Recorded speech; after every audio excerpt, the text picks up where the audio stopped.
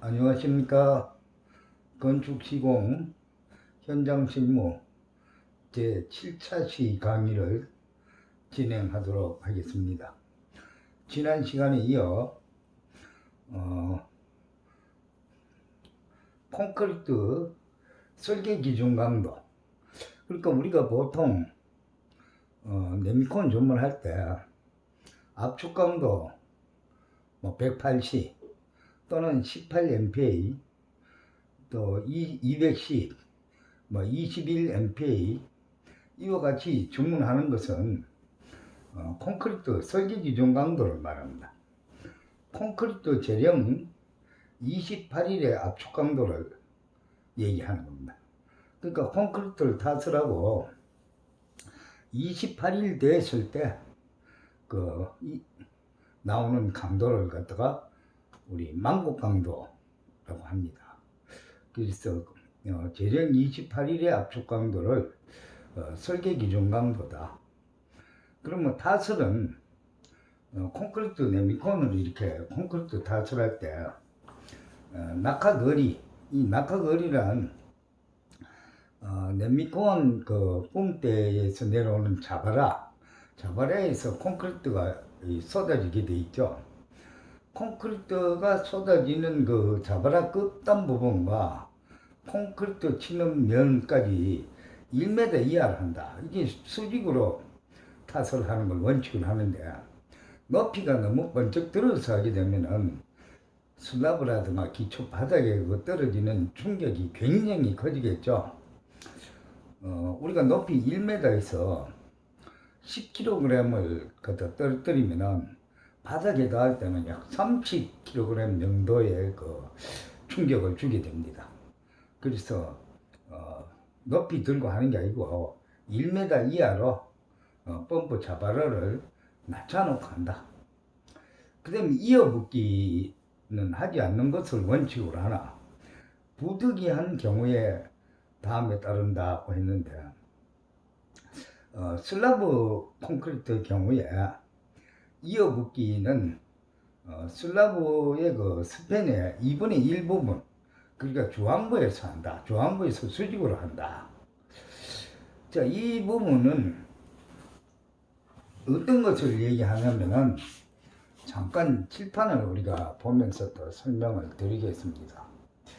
콘크리트 이어붙기라는 거는 양쪽에 기둥이 이렇게 있고 슬라브 포집이 이렇게 되어 있습니다. 콘크리트를 타설을 하는데 여기까지 하다가 네미콘이 안 온다.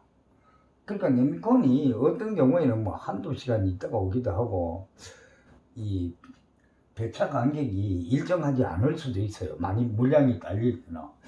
그러면은 이어붙기를 중앙에서 한다 그랬어요. 이 중앙 부분은 콘크리트 전단력이 재료다. 여기서 꺾어지는 건 없다. 그래서 우리가 철근이 막 이렇게 배근이 돼가 있는데 그냥 하다가 이만큼 나누면 콘크리트가 이렇게 쳐져 버리죠. 그리고 다음에 치게 되면은 여기에 대한 콘크리트가 붙지 않고 다음 콘크리트가 자국이 남아요. 굉장히 보기 싫게 자국이 남고 이 부분이 누수가 되기도 합니다. 그래서 중앙부에서 합판이나 철근 사이를 이렇게 딱 잘라서 막아서 수직으로 딱 잘라서 타설하고 다음에 다시 나머지를 타설하는 거죠. 이걸 갖다 이어붙기라고 합니다. 자, 그러면은 이어붙기 시간은 우리가 보통 1시간 정도에 네미콘이 온다 그러면 굳이 이렇게 잘라서 이어붙기라는 게 필요가 없겠죠. 그 이어붙기는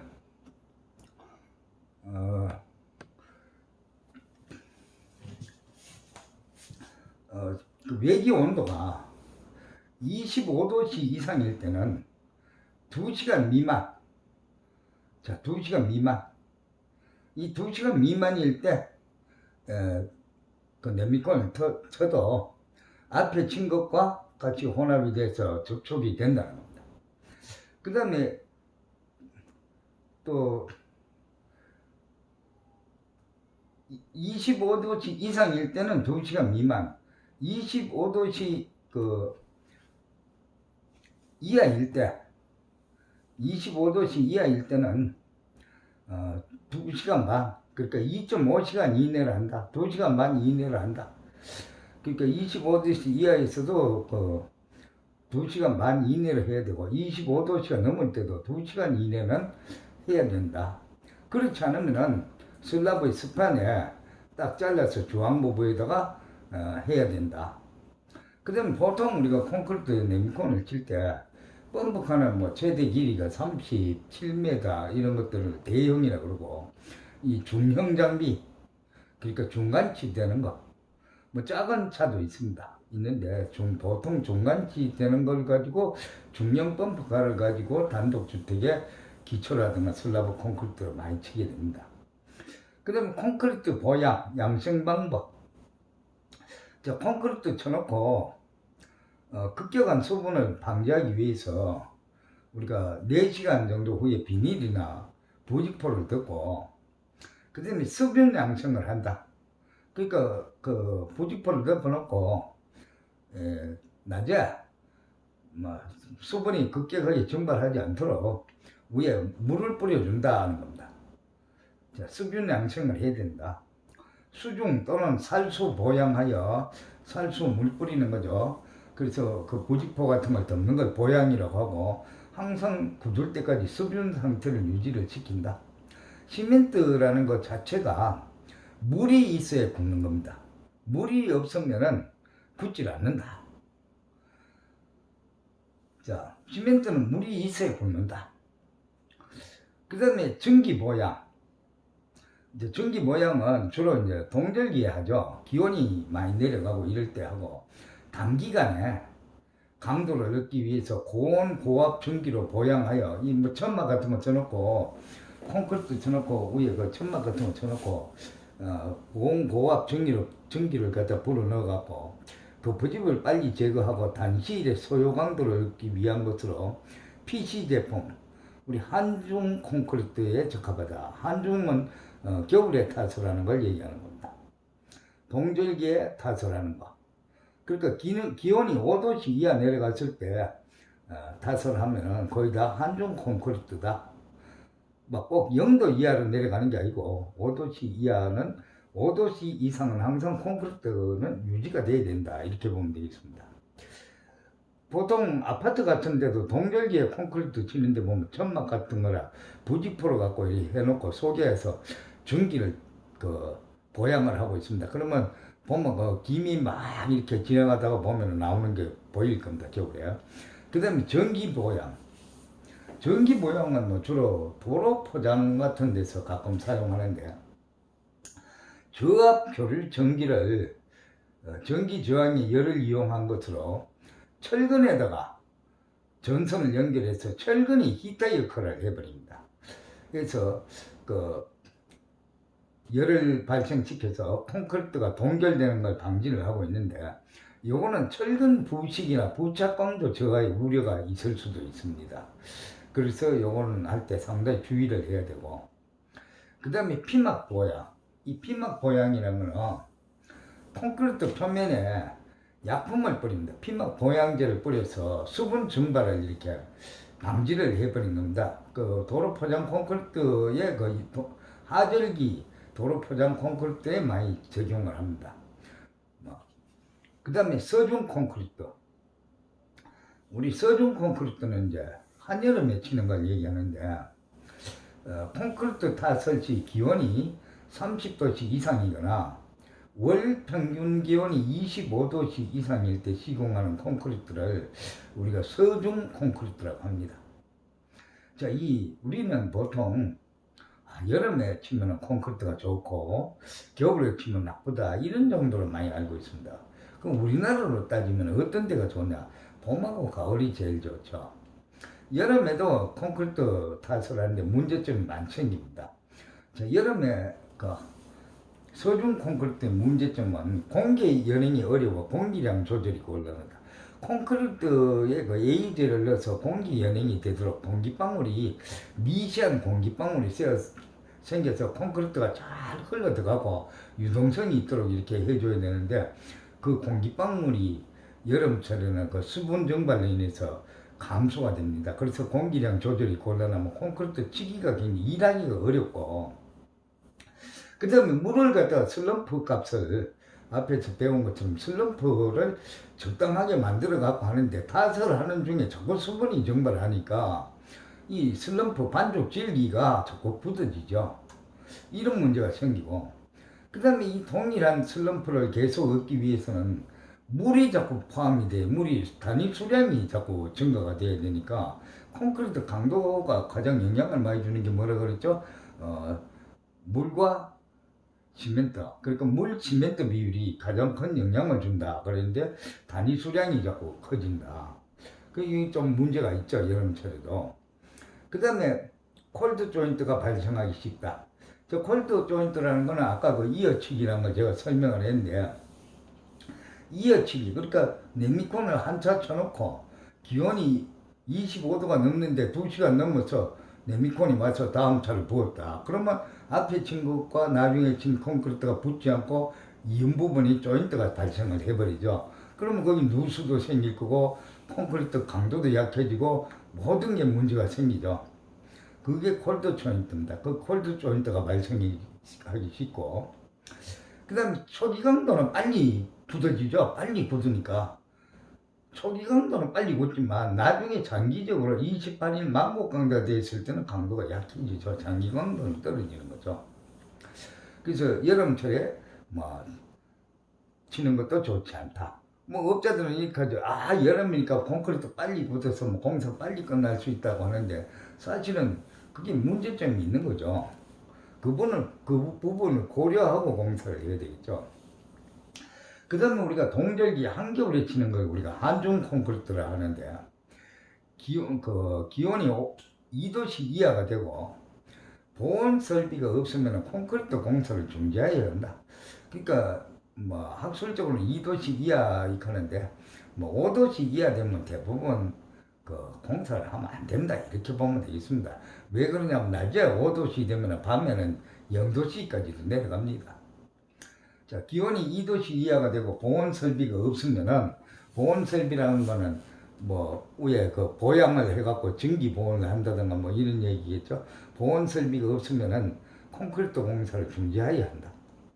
그 다음에 작업 중 기온이 2도씨에서 5도씨 정도 되면은 콘크리트 비빌 때 물을 끓여갖고 물을 가열해서 그 콘크리트를 비벼야 되고, 물을 가열시켜서 0도씨 이하가 되면 골재 자체를 가열해서 모래하고 자갈을 가열을 해서 콘크리트를 비벼야 합니다.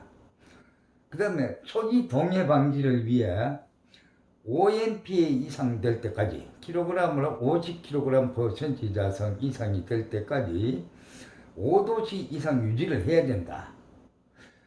자, 5도씨 미만을 유지를 하면 실제로 콘크리트 얻을 수가 있습니다.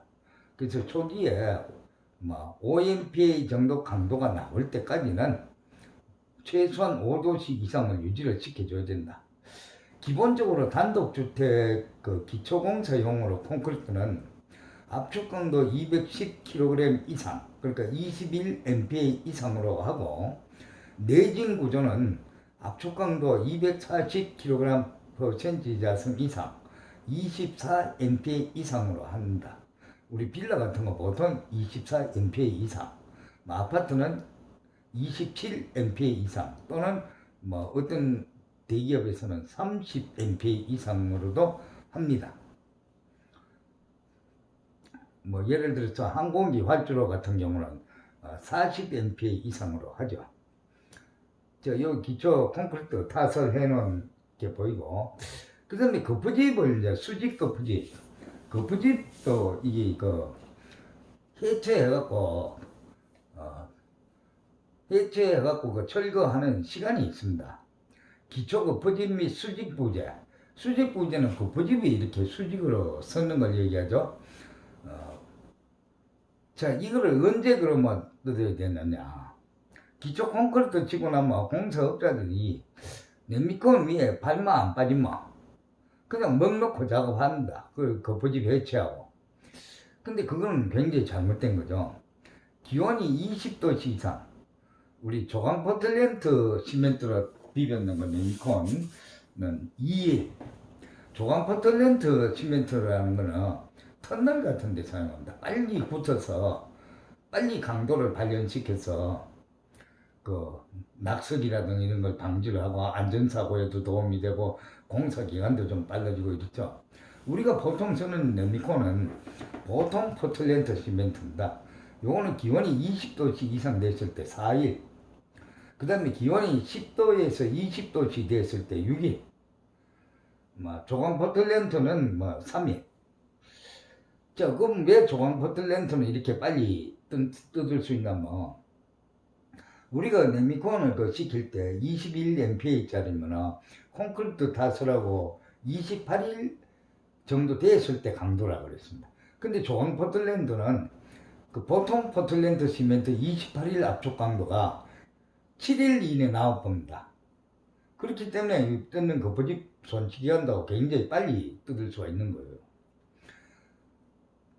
알루미나 시멘트로 비비는 네미콘 같으면은 보통 포틀랜드 28일 압축 강도를 24시간 만에 나올 뿐입니다. 그런 건 상당히 빨리 해쳐야 가능하죠. 그래서 콘크리트 존치 기간은 초기 강도가 5MPa 이상일 때까지 거푸집을 해체합니다.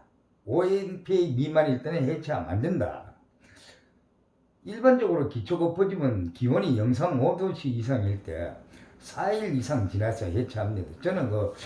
저도 목조주택이라든가 경기도 양평 서정면 일대, 충주 직동, 심지어 전남 보성 등량까지도 가서 이렇게 목조주택을 지은 적이 있습니다.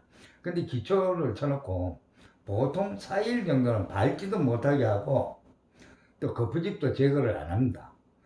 왜 그러냐면은 이 우리나라에 좀 이런 것들이 상당히 문제점인데, 콘크리트가 굳기 전에 작업자들이 목재를 올려놓거나 자재를 갖다 올리고 밟고 이렇게 한다 보면은 눈에 보이지 않는 콘크리트가 질금이 다 가버립니다. 균열이 한 번 되는 콘크리트는 두 번 다시 붙지를 안 합니다. 건축물의 수명에 굉장히 큰 영향을 줄 수가 있다는 거죠.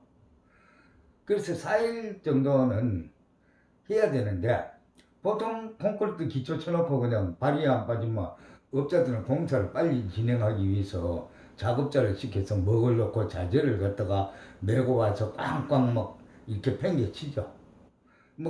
건물 주인들도 잘 모르니까 그게 다 괜찮은 줄 알고. 근데 사실은 그게 불가능한 거죠. 콘크리트 수명에 영향을 주니까 해외 공사에서는 그 어림도 없는 거죠. 그 다음에 거푸집을 제거하고도 7일 정도는 이렇게 물을 뿌려주는 게 맞습니다. 저는 4일 정도 작업을 안 시켰는데, 단독주택 공사. 저도 업자다 보니까 이윤도 생각하고 해야 되니까 4일 정도는 일을 안 했습니다. 안 할 때 건물 주인 보고 뭐라 그러면 우리가 다 철수를 해버립니다. 철수를 하고 나면은 이 건설 현장에는 좀 일용직이기 때문에 농무비가 안 들어갑니다. 들어갈 일이 없어요. 그리고 그 건물 주인 보고 놀면서 심심하니까 수돗물을 좀 주라고, 부직포는 제가 덮어주고 위에서 물을 주라고 하면 집 주인들이 물을 잘 줘요. 그럼 못 주겠다 하는 사람 없어요. 집 주인이 많이 바빠서 그럴 형편이 안 되는 사람은 동네 인부를 한 명 쓰든가 해서 그 물을 주는 거를 해야 되겠죠. 그 다음에 거푸집을 너무 일찍 해체하면 급격한 수분 증발로 콘크리트가 굳는 것이 아니라 말라버리죠. 건조되어 버립니다.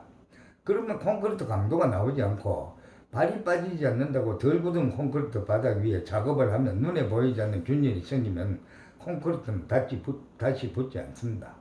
그리고 또 어떤 게 있냐면 기초 콘크리트 같은 거 모서리 같은데 작업자들이 밟으면은 깨지죠. 모서리가 다. 그런 문제가 있다는 거죠. 그래서 이 콘크리트 다스하는 방법이 굉장히 중요한데, 우리는 이거를 좀 대충 하면 되는 줄 안다. 우리 건축공사에는 대충은 없습니다. 대충이란 거 왜 없느냐 하면은 잠깐만 제가 또 설명을 드리겠습니다. 건축공사에 왜 대충은 없느냐. 우리 기초가 우리 거푸집을 대거나 이렇게 할 때 기초 콘크리트 그 기초를 뭐 이렇게 생긴 어떤 기초를 친다 그러면 뭐 같으면 이 실을 쳐서 기초 거푸집이 정확하게 짜져야 되는데 형들 목수들이 뭐라고 얘기하느냐 뭐 기초니까 좀 이렇게 휘어도 괜찮다, 배불러도 괜찮다. 이 휘게 되면 뭐 한쪽에 이렇게 나오겠죠. 이렇게 배부름이 생기면 이렇게 나오겠죠. 쉽게 말해서 이렇게 나왔는데 먹을 놓고 일어나면 벽체는 나중에 이렇게 서겠죠. 이렇게 벽이 이렇게 서겠죠. 그럼 벽체보다 튀어나오죠. 그럼 어떤 현상이 생기느냐 우리가 충분히 좀 알아야 될 사항들이 있습니다. 자, 우리가 기초 콘크리트를 딱 이렇게 쳐놓고 일을 하기 좋게 하기 위해서, 일이 좀 쉽게 하기 위해서 뭐 형틀 그 콘크리트 건물의 경우에 요렇게 거푸집이 설치가 되고 벽이 이렇게 섭니다. 여기 유로폼을 대기 위해서. 요렇게 되면 어떤 문제가 있냐면 요 바닥 쳐놓은 콘크리트와 여기 벽을 쳐놓은 콘크리트가 붙질 않습니다. 그러면 여기 물이 나중에 빗물이 막 떨어지면 이 빗물이 어디 들어가냐, 여기로 누수가 돼갖고 방바닥 밑에 물이 들어갑니다. 자, 왜 물이 들어갈까? 자, 방바닥이 기본적으로 단열재까지, 단열재 보통 단독주택에서는 이게 스티로폼을 쓰죠. 단열재 뭐 50mm나 100mm를 깔고 그 다음에 단열재 위에 와이어 메쉬를 깝니다. 이 와이어 메쉬는 콘크리트 균열 방지하는 게 아니고 난방호스 그 배관을 갖다 고정시키기 위해서 그리고 이제 온수 파이프를 이렇게 해놓고 이제 결속선을 묶어서 고정을 시키죠. 온수 파이프도 이 간격이 정확하게 300mm씩 맞아야 됩니다.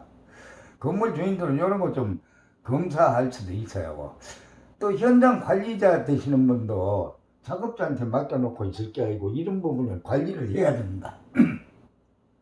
그 다음에 요거 난방 호수 위에다가 호수 상단에서 23mm 그 몰타일 두께를 미장을 합니다. 미장을 이렇게 하게 됩니다. 자, 왜 23mm 하는지 이거는 또 다음에 우리 마감 부분이 있으니까 그때 설명을 드리기로 하고, 일단 이 단열재로 물이 들어갑니다. 습기가 들어가면 이 스티로폼이라는 게 계속 습기가 이렇게 들어가면 속에 물을 포화 상태가 되어보면 50mm 한 장도 성인이 한 장을 들 수가 없어요. 바짝 말라면 건조된 거는 10장도 들 수 있죠. 그만큼 물을 많이 포함을 해버린다. 그럼 이 속에 들어왔는 물은 마르질 않아요. 계속 있어요. 그럼 어떤 현상이냐, 방바닥에 그 장판 밑에 항상 습기가 차고 물이 고이고 벽지 하단부에 곰팡이가 항상 피게 됩니다. 그럼 이걸 방지하기 위해서 턱을 이렇게 지게 하려면 어떻게 해야 되느냐, 고무로 되는 지수판이라 하면 워라스톱이라는 지수판을 갖다가 기초바닥 할 때 묻어갖고 올라와 있어야 돼요, 고무판이. 그래서 바깥으로 철근이 이렇게 배건되고 나서 양쪽에 거푸집을 대고 벽체를 쳐버리면 물이 잡히죠. 그 다음에 목조주택이나 샌드위치 판넬 같은 경우는 위에 올라가는 상부 벽체보다 기초가 튀어나올 경우에는 그 갈바라 그러죠. 우리가 철판을 이렇게 접어서 베이스 판넬을 이렇게 깔아줘야 돼요. 샌드위치 판넬도 마찬가지로 이렇게 깔고 유발을 딱 얹고 벽체를 세우게 되는 거죠. 이게 없으면 방바닥 밑으로 물이 들어가요. 자, 그러면 괜히 안 들어야 될 돈이 지수판이나 베이스 판넬이나 둘 중에 한 가지 돈이 들어가야 돼. 이 대충 하면 무조건 돈 들어가야 된다. 돈이 안 들어가고 그냥 하면 부실공사가 돼서 우리는 방바닥 밑에 물이 고이거나 습기가 차거나 벽지 하단부가 항상 곰팡이가 핍니다. 그래 놓고도 공사업자들은 자기가 일 잘했다 그러지 이게 내가 부실공사에서 이렇게 됐다고 인정하는 사람 거의 없어요. 그럼 이건 누구 책임이냐? 업자보다도 공사업자 밑에 항상 관리자가 있습니다. 현장 책임지고 진행하는 사람. 그 사람이 책임이죠. 그 사람이 잘못한 거예요, 사실은. 근데 총괄적인 책임은 업자가 지겠지만 일단 관리자가 잘못한 거고, 개인 단독주택에 직영공사를 했다 그러면은 건물 주인이 잘못이죠. 감독 안 했으니까. 당신 맘대로 하고 내 집 줘주고 그냥 돈 주는 대로 받아가면 된다 이렇게 했으니까 이런 부분 상당히 우리가 좀 생각할 문제가 있습니다.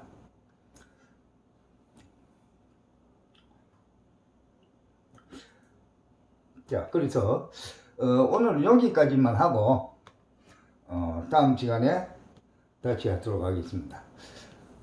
자, 수고했습니다.